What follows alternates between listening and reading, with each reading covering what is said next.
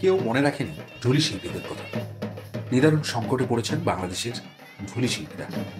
সব ধরনের আচার অনুষ্ঠান কমে যাওয়ায় এই পেশায় সংশ্লিষ্ট মানুষেরা কর্মহীন হয়ে পড়েছেন। ফলে এই পেশাকে ভুলে যাচ্ছেন তারা। বিলীন হতে চলেছে ঢুলি শিল্প। ঢুলিরা বলছেন নিজেদের মাথা গোজারও ঠাঁই নেই তাদের। বংশ পরম্পরায় এই শিল্পের সাথে জড়িত তারা, কিন্তু দিনে দিনে এই শিল্প হারিয়ে যাওয়ার ফলে পথে বসেছেন তারা। কেউ কেউ পেশা বদল করছেন। উত্তরের হিমালয়ান সমভূমি অঞ্চল পঞ্চগড় জেলার তেঁতুলিয়া উপজেলার দেবনগর ইউনিয়নের কালিয়ামণি গ্রাম। এই গ্রামের 18টি সনাতন হিন্দু ধর্মাবলম্বী পরিবারের ঢুলিরা দীর্ঘকাল ধরে ঢোল বাদ্য বাজিয়ে জীবনযাপন করছেন। 18টি ঢুলি পরিবারে প্রায় শতাধিক সদস্য মাত্র 8.5 শতক জমিতে টিনের চালা খড়ের ঘর তুলে কোনো মতে বসবাস করছেন। তারা বলছেন প্রত্যেকটি পরিবারে রয়েছেন 4-5 জন সদস্য। সব সদস্যরা মিলে একটি ঘরে জীবনযাপন করছেন তারা বিয়ের অনুষ্ঠান, খেলাধুলা, পূজা পার্বণে ঢোল বাদ্য বাজিয়ে আয় রোজগার করে সংসার চালাতেন। এই কাজ ছাড়া অন্য কাজও করতে পারেন না তারা। বাপদাদার আমল থেকেই তারা এই পেশায় জড়িত। করোনা সংকটকালে সব ধরনের অনুষ্ঠান বন্ধ হয়ে যাওয়ায় নিদারুণ সংকটে পড়েছিলেন তারা। একদিকে মাথা গোঁজার ঠাঁই নেই, অন্যদিকে আয় রোজগার নেই। পরিবার নিয়ে তারা ভয়ানক জীবন অতিবাহিত করছেন। অভাবের তাড়নায় অনেকে ধর্মও পরিবর্তন করছেন, অনেকে বাদ্যযন্ত্র বিক্রি করে দিয়েছেন। এই গোত্রের মানুষগুলো চেয়ে আছে সরকারি সাহায্যের দিকে। কালিয়ামণি গ্রামের ঢুলি দলের দলনেতা সুরেন্দ্রনাথ রায় জানান, আমার বাপ দাদা কাল থেকেই আমরা এই পেশা আমরা করে আসি, বহুদিন থেকে এই করবো আমরা করে থাকি। বিয়ে শাদী বন্ধ, তারপরে আমাদের যে কোনো বা ওই যে খেলাধুলার একটা ইয়া থাকে, ওটা আমাদের বন্ধ।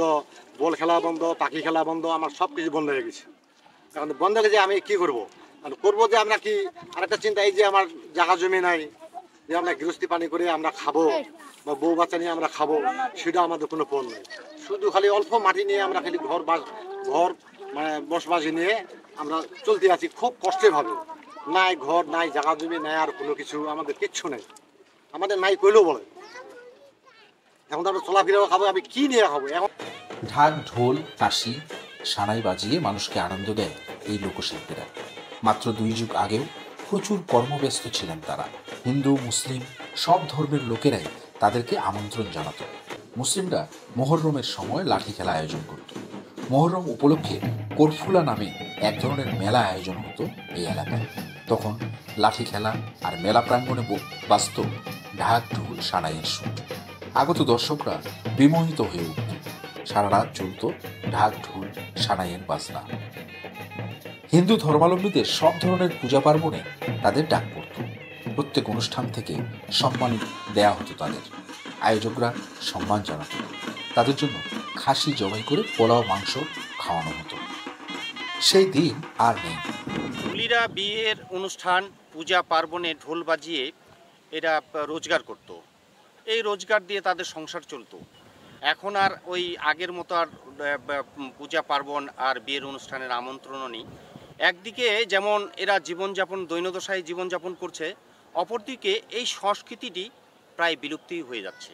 তাই ঢাকিরা চরম সংকটের মধ্যে দিয়ে দিন পার করছেন। আস্তে আস্তে বিলুপ্ত হয়ে যাচ্ছে এই সংস্কৃতি। এই সংস্কৃতিকে সংরক্ষণ করার এখনই প্রয়োজন। হাজার বছরের বাঙালি সংস্কৃতির এই অনুষঙ্গকে সংরক্ষণ ও বিশ্বব্যাপী ছড়িয়ে দেওয়ার জন্য কাজ করছে প্রাণ, প্রকৃতি ও পরিবেশ বিষয়ক সংস্থার কারিগর। এই শিল্পী পরিবারদের পাশে দাঁড়ানোর জন্য আপনারাও এগিয়ে আসুন। নানা অনুষ্ঠানে ঢাকিদের প্রয়োজন হলে আমাদেরকে জানান। ফোন করুন 01838 014 143।